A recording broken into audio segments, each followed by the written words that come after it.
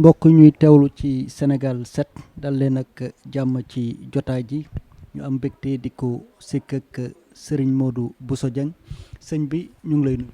maa ngi leen di fay te di leen sant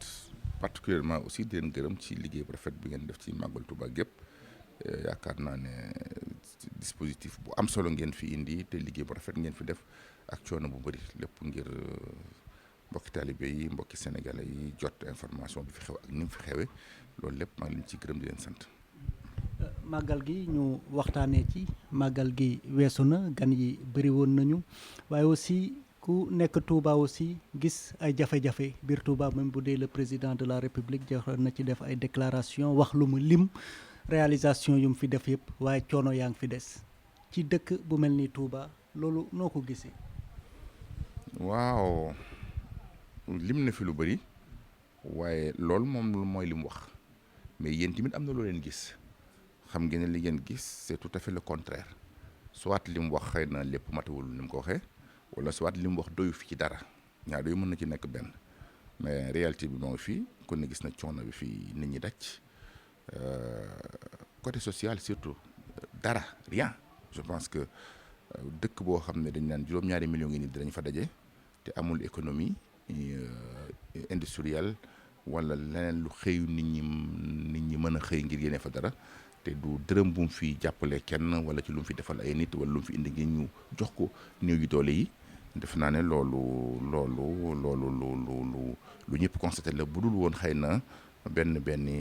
defalkat yàlla yi nga xam ne si dañuy dimbali dëkk bi nga xam ne ñoom dëkk bi moo leen ñor na soo ñenn ñi sax duñu ay politique mën naa cee cité ko mel ne Abdoulaye Sylla nga xam ne du nit ñi sax xamuñu ko far nit dina jot sax lu mu ko defal te mos ko gis nit dina jot sax lu mu ko defal te xamu ko parce que xëccoowul mandat électif xëccoowul mandat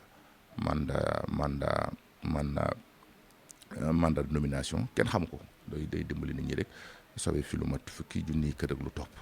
investir fi ay milliards dimbali ñenn ñu am ndox ñenn ñu am luñ lekk ak ñeneen ñi mel ne moom te xamuma leen sax ak ñeneen ñi mel ne moom te ma xam leen ak ñi nga xam ne def nañ lu toll ne lim fi def wala lu ko jege ak ñi nga xam ne si defuñu ko waaye am na luñ fi def donc ñun ñii de notre côté def nañ ce qui est de nos pouvoirs jërul ñu koy lim naan def nañ lii wala lii waaye yaakaar naa ñi fi ñëw reportage ñëpp gis nañ ne jàpp nañ ci comme ni ko daan defee année bu nekk donc kon loolu laay insister ñëpp woo leen mbokki talibé yi man dara ñu bàyyi xel mbokki talibé yi mënul dara ndax lu mel ne màggal ñëppay am gan te fexe ba fépp neexit loolu mooy yëf Sëñ Tuubaa parce que Sëñ Tuubaa xàmmeewul kan mooy kan dafa ñëpp rek la bëgg ñu bokk màggal nga ko bis bi kon ñi ko yéene te mënuñu ko ñu jàppale leen ñu def ko loolu daal lu am solo la pourquoi may tudd nit parce que damay bëgg mu nekk un exemple donc suñu amee doomu Touba bu mel ne Abdoulaye Sylla boobu ba noppi it taxaw ci taxawaay bi ñu taxawee ba noppi kenn gisu ko encore te xëccoowul laajul position politique laajul dara donc yaakaar naa ne kooku mat na tuddaat te mat na donner exemple parce que fii ku fi indi ñaari nag sax soo dee politique da ngay taxaw ñu foto la ak moom mais soo fi investir autant de vraiment d'argent ba pare feeñoo bëggoo feeñ xalaatoo feeñ ña ngi koy jox sax xamuñu ko leen ko jox donc c'est un très bon exemple bu dul woon taxawaayu waa kër taalibe Sëñ Tuubaa yooyu kon ça aurait été très catastrophique.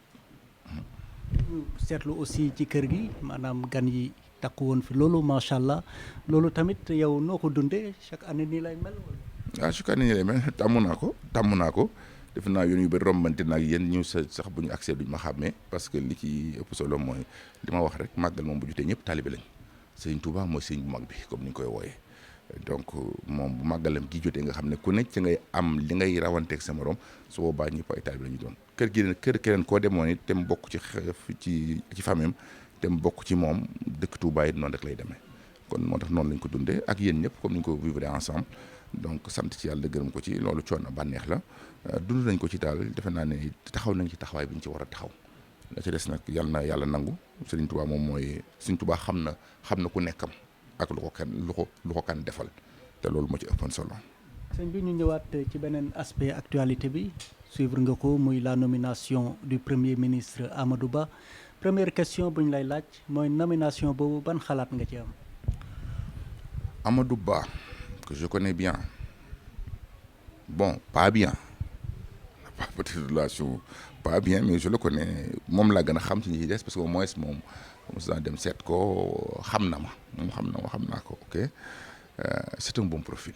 c'est un très bon profil vu son expérience administrative mais aussi son parcours politico-administratif mais aussi son comportement calme un peu effacé politique certes mais effacé doo ko dégg ci yenn détails yi loolu fii débat bi toll tey ni mu baawee ni débat bi ñàkk solo fi saagante yi toll fi manipulation bi toll fi violence bi toll indi ku dal ku xam àddina ku mën a wax ak ñëpp tey nit te en personnalité charisme j'ai toujours dit encore répété que la dimension personnelle est requiert dans certaines stations administratives ou politiques du ko jóg rek taxaw na ñoom charisme dafa am solo ci nit au-delà de charisme aussi nit ku yiw ay nit ku yiw lañu duñu ay woyu duñu ay bandi fii Sénégal nit ku yiw lañ fi xam koo xam ne soo mën naa jëfante ku ne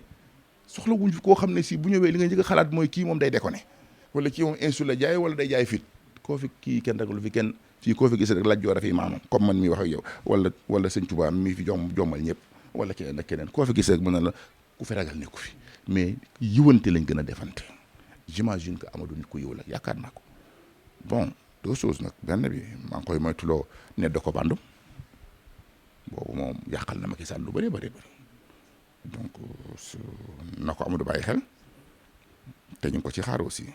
bi Touba gii Macky Sall la ma sa bañ nga xam ne mosu fee nommé waaye grâce peut-être que par intermédiaire de Amadou xëy na ñu am fi ministre te rancune bi fi Macky Sall am ak haine bi mu fi am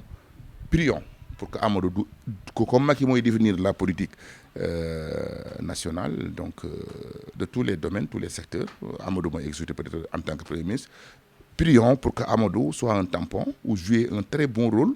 entre le président et Touba parce que président Touba moom président ku mën a wax dara ci Touba xëy na côté religieux yi la ñoom lu baax rek la ñuy wax mais population yi moom Macky la ñuy bañ a gis ils l'ont toujours exprimé ainsi donc loolu nag su ci Amadou ba nee dara commencé ci Macky lim ne du ñu fal nun ngir xeeb ñoo bañ bu ci Amadou mën a jouer tampon ça va être trop bon mais rancune mais teewul ñu di Sénégalais teewul ñu fay l'impôt teewul ñuy fay leen war a fay du dëgg kon pourquoi parce que fa loolu de mooy président Yaya Jammeh sax bam nee du wutal ndox waa Sabassor xaw ma ba ma ñëwee ñu ne wax ma ko dama ko ne président bàyyil xel na loolu yow yaay seen président dafa toog ba sàgg mu ne ma suma waa ji wax nga dégg mais Macky Sall waaye ay yéen kay faraluñ ko noot loolu lañ bëgg c'est ça notre choix faraluñ ko duñ ko woteel mais bu mu teen xam ne ay maanaam fi lañ dëkk ay Sénégalais lañu ay patriotes lañu donc dañuy fay impôt suñ contribuable mi ngi ci moom mu bàyyi xel loolu donc rancune boobu laay woo Amadou xëy na dina ci jouer lu mu ci man loolu j'espère j'attends loolu daal laa defe ne budul loolu Amadou incarne l'espoir en attendant on verra. ñu déglu discours le président de la République démb ci discours am mu ne daal ku muy nommé maanaam gouvernement bu muy formé lu muy jublu priorité am sur priorité am sax mooy mu seet nu mu oyofalee dundinu askan bi wax ci wàllum njëg mu cher beeg yi ni mel en l'espace de 17 mois est-ce que Amadou Ba gëm nga ni mën na jouer ci loolu. oui am naa yaakaar trop ci Amadou côté économie oui parce que maîtriser na ko am na ci expérience DG truc 10 ans DG ceci ministre ceci voilà am naa ci yaakaar ci moom ci deux côtés côté économie effectivement vu son expérience mais aussi côté diplomatique aussi en tant qu'ancien ministre des Affaires étrangères xam daal diplomatie nature la donc c'est un diplomate daal vraiment yaakaar naa dana mën a jouer lu bari souterrainement de manière effacée peut-être ñaari côté yooyu am naa ci moom yaakaar en attendant on verra yi ma wax yëpp nag on verra daal mooy conclusion bi mais yëpp espoir la Amadou a toutes les présomptions favorables même bi ma xoolee réseaux sociaux yi même les opposants les plus irréductibles comme man ñëpp a am ci moom yaakaar ci côté boobu parce que fekk na it ñu dund autant d'insultes entre politique entre truc ba fe Sénégal toll soxla na keneen ku ñëw indi beneen aspect kilifa bañ xamoon ci kilifa. beneen coow mën nañ koo dippee noonu jip parce que ñëpp xam nañ ne ñu ngi jiiñ Macky Sall dafa bëgg 3e candidature am na ñu ne aussi tamit Amadou Ba nomination bi lu muy désigner mooy moom moo nar a doon dauphin 2024 kon le président Macky Sall mën na bañ a samp ndëndam yow loolu mooy sa gis-gis ci mbir mi wala. waaw Macky 2024 moom gisuma ko candidat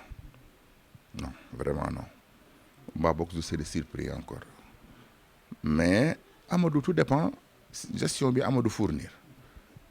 gestion politique mais aussi gestion diplomatique économie plus souvent dépendrul ci conjoncture bi dépendrul ci Sénégal guerre Ukraine bi gis nga Macky Sall essayer na ko théoriser mais nit ñi dañ ko gëmul alors conjoncture bi dépendrul ci Sénégal ci bitti lay ñëw imposer sur le Sénégal alors moo tax mën na ci def lu mu mën rek mais côté diplomatique daal côté diplomatie ak côté politique côté réconciliation côté apaisement côté approchement yii la Amadou mën a réussir pour que mu mën a am moom lu ko matière bu mu mën a jëlee rendez-vous avec le peuple sénégalais bu dul loolu Amadou est très local ñu bëri xamuñu ko il a perdu élection à Dakar donte sax gëw ma ne ma ko perdre dama gëm ne Macky Sall la ko perdre mais bu réussir lui moom lii day am matière bu ko permettre mu wax ak peuple sénégalais bi directement mu am ak ñoom rendez-vous parce que élection présidentielle est un rendez-vous entre un homme et son peuple mais su fekkee ne amoo benn matière bu la permettre nga am rendez-vous avec zone boo ñëwee dara du ko jar yàlla bu muy noonu moo tax je pense qu'il va profiter de ces 15 mois ou 16 mois je sais pas combien essayer am moom luñ ko am wayu boppam ci wayu boppam nag ci lay soxe waale président Macky Sall bi koy liggéeyloo parce que président Macky Sall mooy kilifaam wax na ko sax moom ma déggee dane sous l'autorité du président parce que moom mooy effectivement le président de la République mais mu des nag moom it lan lañ ne Amadou ko fi def ci lu baax ci lu jiw ci lu fu yàqoon mu defar ko ci fu baaxoon mu def truc yëpp Sénégal yaa ngi koy suivre indépendamment comme ni ñuy wala parallèlement comme ni ñuy suivre Macky Sall su boobaa dinañ xam kan mooy kan. beneen bi mooy Amadou Ba est-ce qu'il est assez consensuel au sein de la majorité parce que gis nañu par exemple frustration Mimi Touré est-ce que mënuñu xaar yeneen frustré ku ci mel ni Aly Ngouille Ndiaye ñu turam da doon ñëw ak ñeneen yeneen kàngam ci APR aussi doon postuler mën nañ ko wax pour poste boobu est-ce que mënuñu xaar ay frustration de ce côté-là. non ña fa nekk ñëpp nag sur le plan profil personnel sur le plan carrière Amadou du seen morom nii Mimi mooy soxna Aminata gën Mimi su fekkee ne soxna Aminata Amadou Ba ko ëpp carrière téeméeri junni yoon waxuma na carrière internationale mais fii ci réew mi Amadou lañ gën a xam Ali boo génnee Linguère fa la bay dem yam ku baax la nag su dama ko xamal mais amul dimension nationale relation extérieure Amadou ko ëppale à ma connaissance kon donc sur le plan profil daal Amadou ñoom ñëpp à part Macky Sall ku dul Macky Sall Amadou la fa gën ci ñoom mu des nag côté opposition côté bii des ñu xool it kan mooy kan ak kan moo am lan. mais aussi Amadou Ba aussi war a nommer benn gouvernement boobu di ñëw nga xam ne ni war nañ ko nommer teg sur place dans les prochaines heures dans quelques minutes peut-être lan nga ciy xaar exactement gouvernement. Amadou rectifie tort bi ñu Macky Sall la mës a causé injustice boobu ne du ñu fal ndax du fi gagné lii na ko Amadou dindi ñu am ab ministre wala ñu am ay kilifa nu fi fal suñu ko deful Amadou doy na sëkk dès maintenant poubelle bi lañ ko jëmee mook Macky Sall comme ni ñu ko fa dugalee rek Touba rek la ñu am ku ñu bëggal Touba ñu bëgg la ku ñu bëggalu Touba ñu bañ la lii rek la ce n'est ni plus ni moins loolu nag noo ngi koy xaar quelques minutes peut-être que maa ngi profité ci Sénégal c'est yuuxu ba fu ku dégg sama baat mbaa ku dégg sama baat képp ku dégg rek na ko jot li raayib mu xam ne daal maa ngi woote waat ngir population Touba bii nekk un nombre important dans notre nation bu ñuy fal bu ñu discriminer faluñu ndax bu Macky Sall gañëw fi loolu daal Sénégal war na koo passé te loolu daal bu ci Amadou dugg ça c'est mon appel cri de cœur. ku ne gouvernement aussi wax ñi nga xam ne ni dañ leen di promouvoir am ñi nga xam ne ni dañ leen di sanctionner tey bu ci ñuy sanctionner d'abord est-ce que gis nga ne am na ci biir gouvernement bi ñi nga xam ne da ngaa gis ne waruñu bokkaat. kenn waru cee bokkaat ci ñoom ñëpp kay gouvernement bu njëkk ba kenn waru cee bokkaat mais peuple ba leen sanctionné parce que sauf ay rares individus yoo xam ne qui sont gagnés chez eux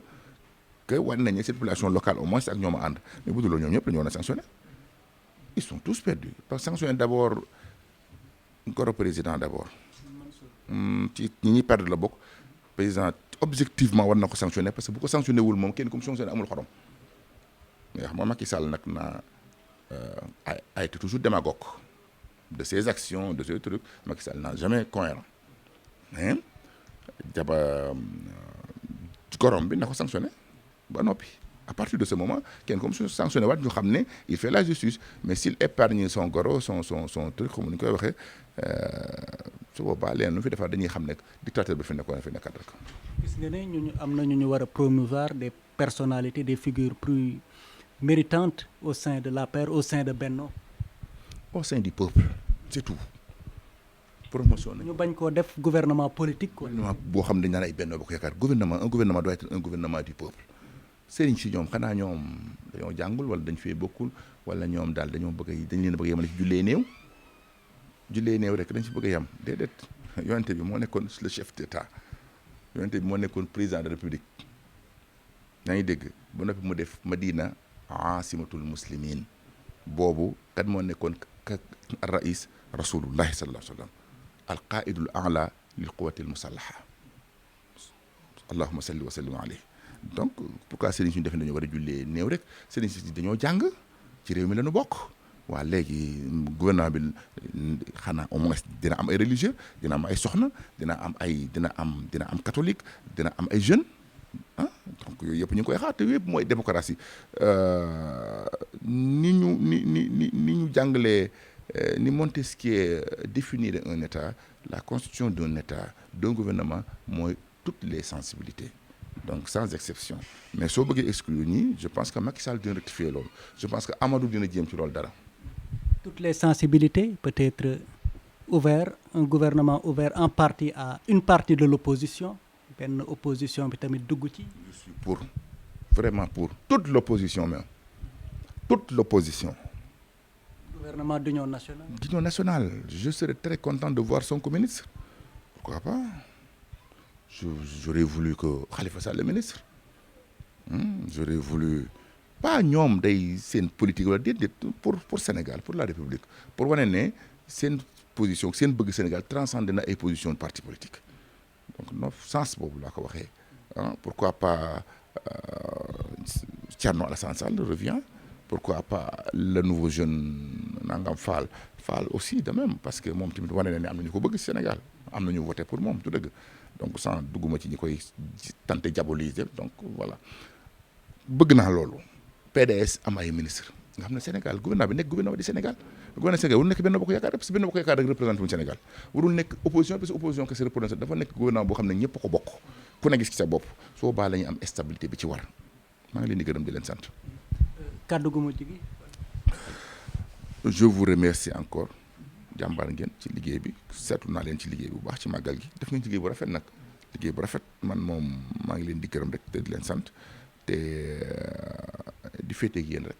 ci leen liggéey bu rafet te di leen gërëm te di leen xaar à très bientôt incha allah.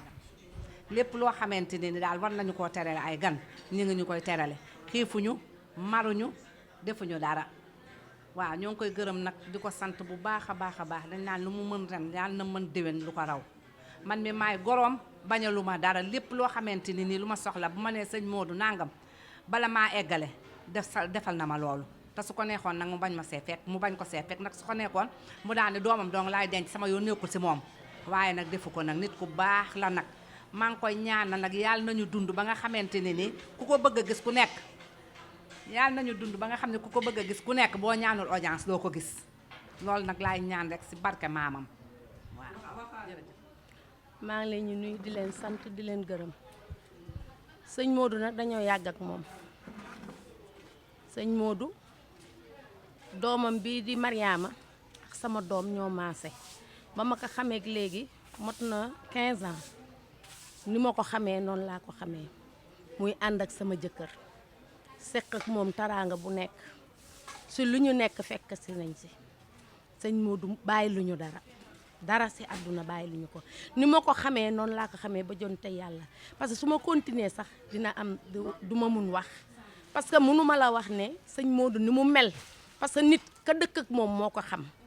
te maa ngi dëkk ak moom Dakar depuis tabaxul këram foofu mu ñëw fa di tabax këram ba jonni te yàlla sëñ Modou ni ma ko xamee noonu laa ko ma sa xamee si àdduna bu sama jëkkër feebaree moo si gën koñ ba ku feebar wala nga am problème justice wala dara sëñ Modou moo siy taxaw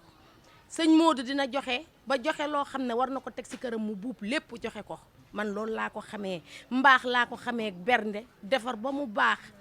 kenn du jooy fu mu ne nii ba ma ñëwee ba léegi depuis ba